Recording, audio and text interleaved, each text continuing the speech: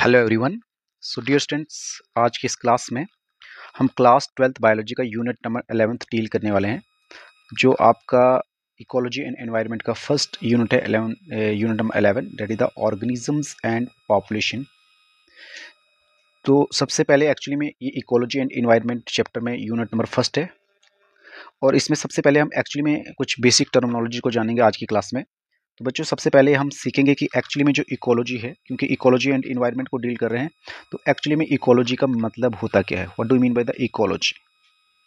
ठीक है, इकोलॉजी का मतलब क्या होता है? तो इकोलॉजी बच्चों दो ग्रीक वर्ड से ड्राइड हुआ है। Word ecology is derived from two Greek word. The first word oikos का मतलब होता है oikos, which mean house, and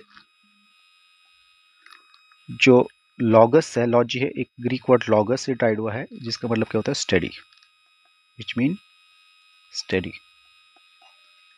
इसका मतलब है जब भी हम इकोलॉजी को डिस्कस करते हैं, तो इकोलॉजी में एक्चुअली में होता क्या है कि सपोज मान के चलो मेरे पास कोई एक ऑर्गेनिज्म है, जिसको मैं यहाँ पे ऑर्गेनिज्म ए से मेंशन कर रहा हूँ। This one is the organism A, and ये सेकंड कोई और दूसरा ऑर्गेनिज्म है, और ये जो ऑर्गेनिज्म बी होगा ये सेम या डिफरेंट स्पीशीज का हो सकता है। इसमें होगा क्या कि अगर इस ऑर्गेनिज्म ए का रिलेशन किसी दूसरे ऑर्गेनिज्म के साथ, या इसी ऑर्गेनिज्म बी का रिलेशन इस ऑर्गेनिज्म ए के साथ, या इन दोनों का रिलेशन किसी एनवायरनमेंट के साथ, जिसको मैं शॉर्ट में ईवीएस लिख रहा हूँ, तो इन सबों का जो रिलेशन होगा उसके लिए एक्चुअली में हम टर्म क्या यूज करते हैं? इकोलॉजी। तो इकोलॉजी के लिए हम क्या टर्म यूज कर सकते हैं? यानी कि it is a branch of biology. ठीक है, ये क्या है? ब्रांच है बायोलॉजी की, a branch of biology that deals with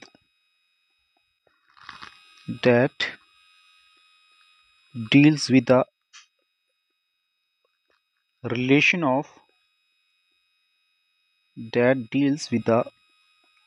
of organism to one another, जो ऑर्गेनिज्म का एक दूसरे के साथ रिलेशन होगा। A branch of biology that deals with the relation of organism with each other and with environment।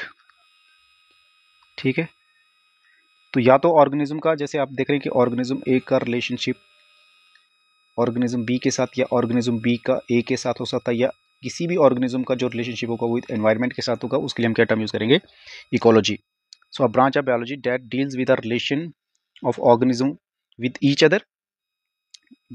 Other and with the environment. ठीक है, इसके लिए एक्चुअली में क्या टर्म यूज करते हैं? इकोलॉजी। अब सबसे पहले हम जानेंगे कि इकोलॉजी के बाद जो सबसे पहले टर्म है वो वर्ड किसने इंट्रोड्यूस किया इकोलॉजी का? So the word ecology was first introduced by Ernest Haeckel in 1866। तो बच्चों, आपको ये डेट भी याद रखनी है। इसके अलावा फादर ऑफ इकोलॉजी ये भी आपको मेमोराइज करना है। जो फादर ऑफ इकोलॉजी हैं that is the Reiter, and this one is very very important, also mention in your NCERT. The father of Indian ecology is professor R D, आप इसको शॉर्ट में आर डी लिख लेना, R D Mishra. So he is considered as the father of Indian ecology. अब question है, तो ecology में हमें क्या क्या स्टडी करना जो हमारे सिलेबस में है? तो सबसे पहले अगर हम देखें कि जो हमारा लिविंग वर्ल्ड है, तो लिविंग वर्ल्ड जैसे first chapter of class 11th में पढ़ते हैं, तो आपने वहाँ पे देखा था कि जो हमारा लिविंग वर्ल्ड होता है it is a very diverse and very complex. क्या है जो हमारा लिविंग वर्ल्ड है? बहुत ज़्यादा क्या है? कम्प्लेक्स एंड डाइवर्स है। यानी कि कम्प्लेक्सिटी भी बहुत ज़्यादा है और डाइवर्सिटी भी बहुत ज़्यादा है। तो जो हमारा लिविंग वर्ल्ड है वो कैसा है, कम्प्लेक्स और डाइवर्स है।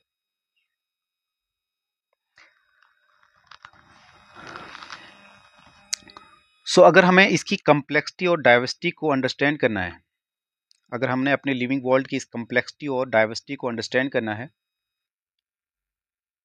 तो इसके लिए हमें इन्वेस्टिगेट करना पड़ता है at various level of biological organisation. तो सबसे इसमें बायोलॉजिकल ऑर्गेनाइजेशन में होता है क्या कि हम, ठीक है, किसकी स्टडी करेंगे, बायोलॉजिकल ऑर्गेनाइजेशन की, बायोलॉजिकल ऑर्गेनाइजेशन। क्या मैंने कहा, मैंने ये कहा कि जो हमारा लिविंग वर्ल्ड है बहुत ज़्यादा कम्प्लेक्स एंड डाइवर्स है। तो इस कम्प्लेक्सिटी और डाइवर्सिटी को समझने के लिए एक्चुअल में हमें बायोलॉजिकल ऑर्गेनाइजेशन को पढ़ना पड़ता है। तो बायोलॉजिकल ऑर्गेनाइजेशन का मतलब क्या होता है, it means the order level of structure in living thing starting from the smallest unit atom, ठीक है, starting from the smallest unit atom to the largest biosphere. तो जैसे अगर यहाँ पे आप देख रहे हैं, this one is the biological organisation, जिसमें सबसे पहले हमने जो सबसे स्मॉलेस्ट यूनिट होता है किसी भी मैटर का, उसको एटम बताते हैं। तो हमने यहाँ पे करना क्या होता है कि it is the way in which the living things are arranged in levels from atom the molecules then cells then tissue, ठीक है। जैसे एटम्स मिल एटम जो है, एटम्स मिलाकर आपके मॉलिक्यूल्स को बनाएंगे, मॉलिक्यूल्स मिलाकर ऑर्गेनेल्स को बनाएंगे, ऑर्गेनेल्स मिलाकर आपके सेल को बनाएंगे, सेल टिश्यू लेवल को, and so on up to the biosphere. So this one is called the biological organization and it show how simple parts join together to form the complex living system। तो आपको पता है कि आपने chemistry में पढ़ के रखा है कि जो एटम होता है it is the smallest thing of any matter. फिर डिफरेंट एटम्स मिलाकर जो है मॉलिक्यूल का फॉर्मेशन करेंगे, वो सेम भी हो सकते हैं या डिफरेंट। इसी तरीके से फिर मॉलिक्यूल मिलाकर ऑर्गेनेल का फॉर्मेशन करेंगे, ऑर्गेनल मिलाकर सेल, सेल से टिश्यू, टिश्यू से ऑर्गन, ऑर्गन से organ system and up to biosphere. तो इसके लिए एक्चुअली मैं क्या बताता हूँ, it is called the biological organisation, ठीक है, या बायोलॉजिकल हायरार्ची भी इसको आप टर्म यूज कर सकते हो। बट एक्चुअल में हमें क्योंकि इकोलॉजी को डील कर रहे हैं, तो इकोलॉजिकल हायरार्ची जो आती है बच्चों वो स्टार्ट होती है आपके ऑर्गेनिज्म से। तो आपको फोकस करना है कि हमें यहाँ पे जैसे ही हम ऑर्गेनिज्म से बायोस्फीयर की तरफ आते हैं, so from organism to biosphere it is called the ecological hierarchy. क्या बताएंगे इसको, इकोलॉजिकल हायरार्ची, ठीक है, इकोलॉजिकल हायरार्ची। तो याद रख लेना, इकोलॉजिकल हायरार्ची जो होती है वो ऑर्गेनिज्म अप टू बायोस्फीयर होती है। यानी कि जैसे जैसे हम ऑर्गेनिज्म से बायोस्फीयर की तरफ जाते हैं, जैसे जैसे हम नीचे की तरफ आ रहे हैं, एक तो जो है साइज भी इंक्रीज होता है, साइज क्या हो रहा है, साइज इंक्रीज होता है, और साथ साथ में कॉम्प्लेक्सिटी भी क्या हो जाती है, इंक्रीज होती है। So as we move from the organism up to the biosphere, size का भी इंक्रीज होता है और कॉम्प्लेक्सिटी भी क्या होती है, इंक्रीज होती है। सो इकोलॉजिकल हायरार्ची में सबसे जो बेसिक यूनिट होता है इकोलॉजी का वो होता है ऑर्गेनिज्म। जैसे हमने बताया था कि एटम्स किसी भी चीज़ का सबसे स्मॉलेस्ट पार्ट होता है, वैसे ही सेल जो है it is the structural and functional unit of life. इसी तरीके से जब हम ऑर्गेनिज्म की बात करते हैं तो ऑर्गेनिज्म एक्चुअल में क्या होता है, it is the unit of ecology, क्योंकि जो इकोलॉजिकल हायरार्ची है वो स्टार्ट होती है ऑर्गेनिज्म से, इसलिए ऑर्गेनिज्म को हम यहाँ पे क्या बताते हैं, unit of ecology, very important, unit of ecology. But बच्चों आप एक बात आप माइंड में रखें, आपके एनसीईआरटी में जो है मेंशन क्या किया गया है कि जो आपका इकोलॉजी है it is basically concerned with 4 level of biological organisation. यानी कि ecologically basically concerned with 4 level of biological organisation कौन कौन से हैं, तो अगर बायोलॉजिकल ऑर्गेनाइजेशन की बात करें, ठीक है, तो एक पॉइंट मैं यहाँ पे मेंशन कर रहा हूँ कि ecologically is concerned with ecology is concerned with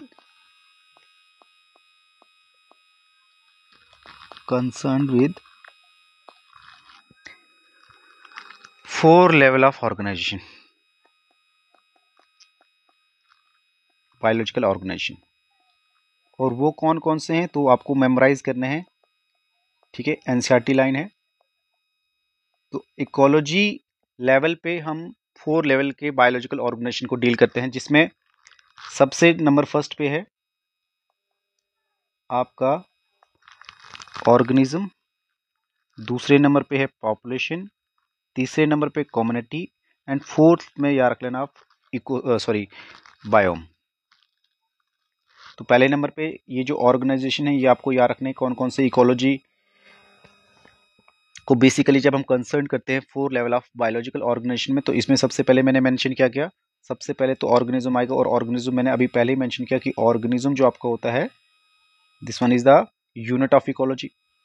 second number पे क्या आता है, पॉपुलेशन, क्या होता है पॉपुलेशन। और थर्ड नंबर पे क्या होता है, that is the community. And fourth number पे क्या आता है, that is the biome. So ecology is basically concerned with 4 level of biological organization. The first one is the organism, second one is the population, third one is the community, and fourth one is the biome. तो इन 4 levels पे ecology को study किया जाता है। अब सबसे पहले अगर हम देखें तो हम एक एक को समझने की कोशिश करेंगे, ठीक है। तो सबसे पहले अगर ऑर्गेनिज्म की बात आए, देखो अगर हम 4 लेवल ऑफ इकोलॉजी की स्टडी कर रहे हैं, जो 4 level of biological organisation of ecology के वो कितने, 4 हैं। जिसमें सबसे पहले आपने देखा कि मैंने मेंशन किया आपको ऑर्गेनिज्म है, देन पॉपुलेशन है, देन कम्युनिटी है, देन बायोम्स है। तो हमें मोस्टली यहाँ पे टारगेट करना है, पहले हम इनकी डेफिनेशन को समझेंगे। बट बच्चों एक्चुअली में क्या है कि सिलेबस में आपके जो है वो, अगर देखो हम ऑर्गेनिज्म लेवल पे इकोलॉजी की स्टडी करते हैं तो उसको ऑर्गेनिज्मिक इकोलॉजी टर्म यूज़ करते हैं। और अगर हम पॉपुलेशन लेवल पे अगर इकोलॉजी की स्टडी करते हैं तो उसको पॉपुलेशन इकोलॉजी बताते हैं। तो एक्चुअल में आपके सिलेबस में जो ऑर्गेनिज्मिक इकोलॉजी है वो पहले सिलेबस में थी, अब बट नहीं है, आपको जो है पॉपुलेशन इकोलॉजी को स्टडी करना है। लेकिन फिर भी हमें एटलीस्ट ऑर्गेनिज्म की डेफिनेशन के बारे में जानना पड़ेगा। तो सबसे पहले अगर आप एक ऑर्गेनिज्म की डेफिनेशन पे आओगे, जैसे लास्ट टाइम मैंने बताया कि ecological is the study of 4 level of biological organisation, जिसमें सबसे पहले आपका जो आ रहा था डेट इज द ऑर्गेनिज्म, ठीक है। क्या आ रहा था, ऑर्गेनिज्म आ रहा था। तो अगर फर्स्ट नंबर पे देखोगे तो हम ऑर्गेनिज्म की बात करेंगे। तो क्वेश्चन आता कि ऑर्गेनिज्म क्या है। तो जैसे आप खुद एक ऑर्गेनिज्म हो, कोई भी एक सिंगल इंडिविजुअल लिविंग बींग को इन ऑर्गेनिज्म यूज किया जाता है टर्म, यानी कि individual living beings. For example कोई वन टाइगर है वो एक ऑर्गेनिज्म है, वन प्लांट है, वन ह्यूमन है, वो एक इंडिविजुअल कहलाता है। और इसमें मैंने आपको क्या बताया था कि जो ऑर्गेनिज्म है, ये एक पॉइंट और ऐड करें, अभी मैंने पहले भी बताया आपको, it is the smallest unit of it is the smallest unit of ecological hierarchy. अभी हमने पीछे इकोलॉजिकल हायरार्ची में देखा, तो इकोलॉजिकल हायरार्ची का जो सबसे बेसिक यूनिट होता है, स्मॉलेस्ट यूनिट होता है, तो वो क्या होता है, आपका ऑर्गेनिज्म होता है। और इसी को basic unit of ecological study बताएंगे। अभी लास्ट टाइम ये भी मैंने मेंशन टर्म किया कि ये क्या होता है, it is the basic unit of ecological study. तो जब भी कोई हम इकोलॉजिकल स्टडी लेते हैं तो यूनिट क्या लेंगे, हम किसी एक ऑर्गेनिज्म को लेते हैं, पॉपुलेशन को नहीं लेंगे, क्योंकि पॉपुलेशन जो यूनिट होता है वो एवोल्यूशन का होता है, वो आपका इकोलॉजी का नहीं होता है। So it is the basic unit of ecological study. Done, I hope यहाँ तक क्लियर है। तो ऑर्गेनिज्म क्या होता है, एक इंडिविजुअल, एक सिंगल इंडिविजुअल लिविंग बीइंग के लिए हम ऑर्गेनिज्म टर्म यूज करते हैं। और आपको पता है कि ये स्मॉलेस्ट यूनिट होता है इकोलॉजिकल हायरार्ची का, and it is the basic unit of ecological study, क्योंकि जब भी हम किसी इकोलॉजी की स्टडी करते हैं तो वहाँ पे हम हमेशा जो बेसिक यूनिट लेते हैं वो हमेशा ऑर्गेनिज्म को ही कंसिडर करते हैं। डन। अब उसके बाद क्या आता है कि अगर सबसे दूसरे नंबर पे क्या होता है, क्योंकि हमें पॉपुलेशन को डील करना होता है, और साथ में ये रखें कि जो ऑर्गेनिज्म होगा, जो आपका ये एक ऑर्गेनिज्म होगा, ये आपका एक यूनिसेलुलर ऑर्गेनिज्म भी हो सकता है या मल्टी सेलुलर। ये हम ये हमेशा की नहीं बता सकते कि हमेशा ऑर्गेनिज्म जो होगा मल्टी सेलुलर होगा। ये आपका ऑर्गेनिज्म यूनिसेलुलर भी हो सकता है, मल्टी सेलुलर भी हो सकता है, ठीक है, मल्टी सेलुलर भी हो सकता है, या ये स्मॉल भी हो सकता है या लार्ज भी हो सकता है। तो ये मैटर नहीं करता कि हमेशा हम मल्टी सेलुलर या लार्ज साइज के ही इंडिविजुअल को ऑर्गेनिज्म टर्म यूज़ करेंगे। वो यूनिसेलुलर भी हो सकता है, वो मल्टी सेलुलर हो सकता है, वो स्मॉल साइज भी हो सकता है, वो लार्ज साइज भी होता है, उसी को हम कंसिडर करेंगे एज अ ऑर्गेनिज्म। तो यानी कि आप भी एक ऑर्गेनिज्म होंगे, तो किसी एक सिंगल इंडिविजुअल के लिए हम क्या टर्म यूज करते हैं, ऑर्गेनिज्म टर्म यूज करते हैं। अब जो सेकेंड इकोलॉजिकल हायरार्ची या जो इकोलॉजिकल हायरार्ची का यूनिट होता है that is called as the population. अब पॉपुलेशन को समझे कि पॉपुलेशन को कैसे डिफाइन करें, क्योंकि इसके बाद मैं आपको पॉपुलेशन इकोलॉजी ही डिस्कस करने वाला हूं। तो सबसे पहले अगर हम पॉपुलेशन की बात करते हैं तो पॉपुलेशन को कैसे डिफाइन करें, तो पॉपुलेशन को डिफाइन करने के लिए मुझे एक ज्योग्राफिकल एरिया फिक्स करना पड़ता है। मान के चलो मैंने ये कोई ज्योग्राफिकल एरिया लिया, और इस ज्योग्राफिकल एरिया के अंदर एक कोई पार्टिकुलर एरिया लिया, और इस एरिया के अंदर मान के चलो जो ग्रुप ऑफ ऑर्गेनिज्म होंगे, मान के चलो मैं इनको डॉट से शो कर रहा हूँ, these are the group of organism. लेकिन ये याद रखें, ये ग्रुप ऑफ ऑर्गेनिज्म क्या होने चाहिए, सेम स्पीशीज के होने चाहिए, डिफरेंट स्पीशीज के नहीं होने चाहिए। अगर ये जो डॉट डॉट है, मान के चलो अगर ये कोई एक ह्यूमन बींग है तो ये एक ऑर्गेनिज्म है, ये दूसरा ह्यूमन बींग है ये भी एक ऑर्गेनिज्म है, ये तीसरा है। तो इसी तरीके से हम बता रख सकते हैं, क्योंकि अगर ह्यूमन बींग है तो हम सारे के सारे सेम स्पीशीज से बिलोंग कर रहे हैं। सो हम ये बता सकते हैं कि group of organism of the same species. अगर ये ह्यूमन के सारे इंडिविजुअल्स हैं या ऑर्गेनिजम्स हैं तो ग्रुप ऑफ ऑर्गेनिज्म, लेकिन ये जो ग्रुप ऑफ ऑर्गेनिज्म होने चाहिए ये याद रख लेना, यहाँ पे कैसे होने चाहिए, सेम स्पीशीज के होने चाहिए। क्योंकि अगर ह्यूमन बींग्स के होंगे तो उनकी सेम स्पीशीज होगी, जैसे हमारी होमोसैपियन जो है साइंटिफिक नेम है, तो हम सेम स्पीशीज से बिलोंग करने वाले ऑर्गेनिज्म है। सो उसके लिए एक्चुअली में क्या हम बताएंगे, group of organism of same species living in a particular area in a same area is called as the population. ठीक है, और आगे जाके हम इसको डिटेल में समझने वाले हैं, क्योंकि जब पॉपुलेशन इकोलॉजी को डिटेल में समझेंगे तो वहां पे चीजें और क्लियर हो जाएंगी।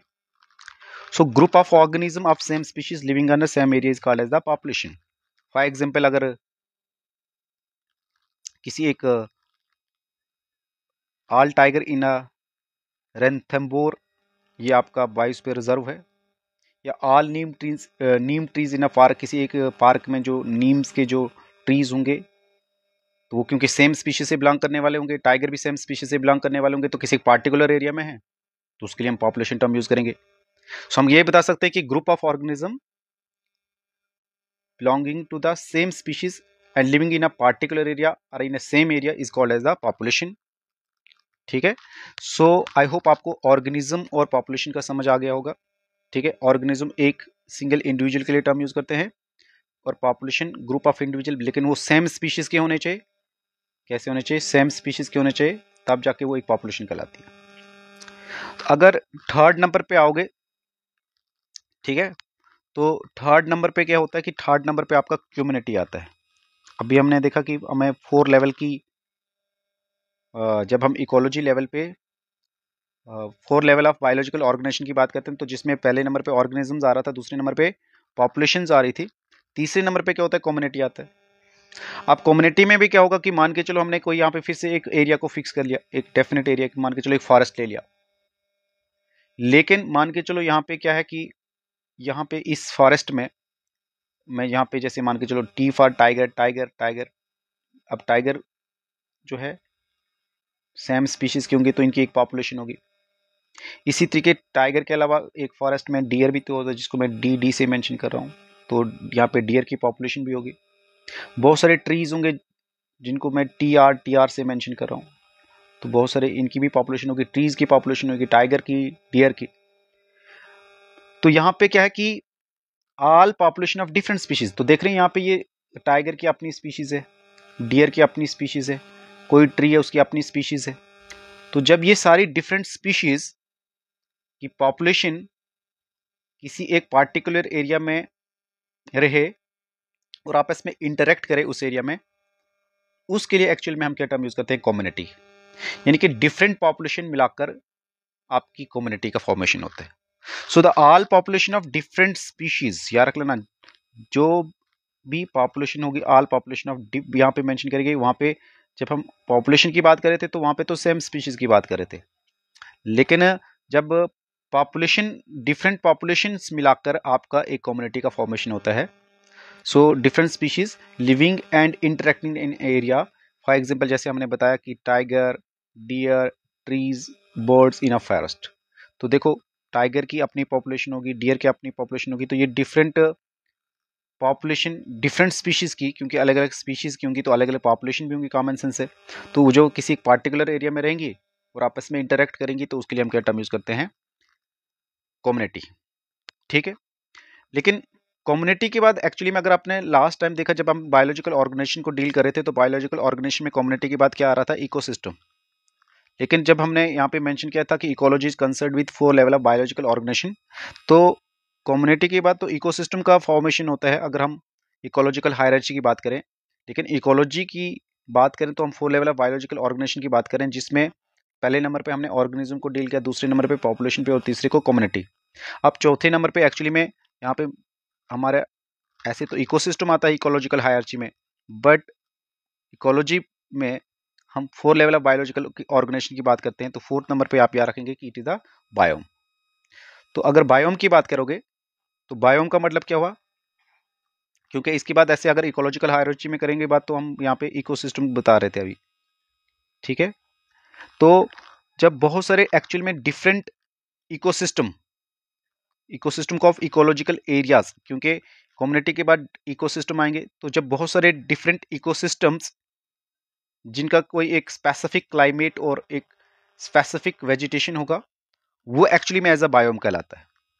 क्योंकि कम्युनिटी में हमने क्या देखा कि कम्युनिटी में हम सिर्फ लिविंग कंपोनेंट को ले रहे थे, डिफरेंट पॉपुलेशन ले रहे थे, डिफरेंट स्पीशीज ले रहे थे, है ना, all population of different species की ले रहे थे, जिसमें टाइगर, तो ये सारे के सारे लिविंग कंपोनेंट थे यहाँ पे। लेकिन अगर लिविंग कंपोनेंट के साथ अगर नॉन लिविंग कंपोनेंट को भी ले लें, तो वो आपका इकोसिस्टम कहलाता है। तो अगर इसी तरीके से डिफरेंट इकोसिस्टम, है ना, जो है विद स्पेसिफिक क्लाइमेट और वेजिटेशन के होंगे ना, तो उसके लिए एक्चुअली में हम क्या टर्म यूज करते हैं, बायोम वर्ड यूज करते हैं। तो एक्चुअली में 4th नंबर पे जो आपका बायोम आ रहा है, it is a large ecological area, क्योंकि इसमें बहुत सारे डिफरेंट इकोसिस्टम्स होंगे, और वो इसलिए यहाँ पे मेंशन किया कि एक लार्ज इकोलॉजिकल एरिया होगा जिसका अपना एक स्पेसिफिक क्लाइमेट और एक स्पेसिफिक वेजिटेशन होगा। जैसे डेजर्ट है तो डेजर्ट का अपना एक स्पेसिफिक क्लाइमेट और एक स्पेसिफिक वेजिटेशन होगा।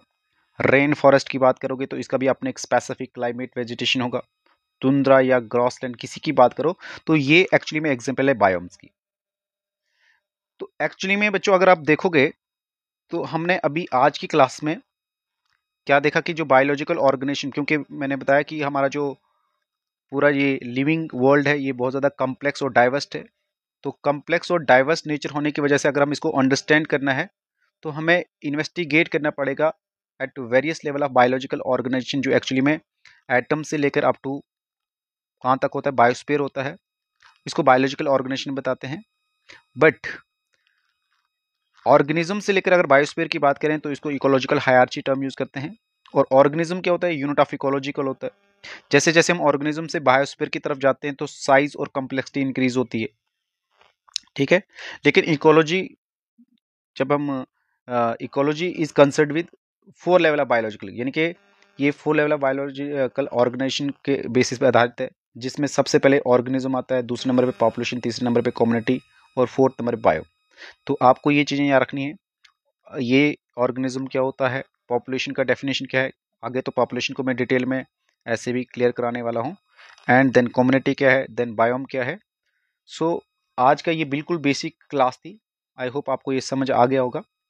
और अब नेक्स्ट क्लास में, क्योंकि अब देखो हमें एक्चुअली में अब पॉपुलेशन इकोलॉजी को डील करना है। ऐसे तो हमारे पास हमने बताया कि जो सबसे बेसिक यूनिट होता है इकोलॉजी का वो आपका ऑर्गेनिज्म होता है, बट पहले आपके सिलेबस में ऑर्गेनिज्मिक इकोलॉजी मेंशन था सिलेबस में, बट अब वो नहीं है। इसलिए आज तो हमने सिर्फ ऑर्गेनिज्म की डेफिनेशन को जाना। तो नेक्स्ट क्लास में हम अब पॉपुलेशन इकोलॉजी को डिटेल में समझेंगे और एक्चुअल में एक बार फिर से हम इसकी पॉपुलेशन को डेफिनेशन को मेंशन करेंगे। फिर what are the various characteristics of a population या एट्रीब्यूट्स ऑफ ए पॉपुलेशन क्या होते हैं उनको डिस्कस करेंगे। सो मिलते हैं क्लास नेक्स्ट क्लास में। So take care.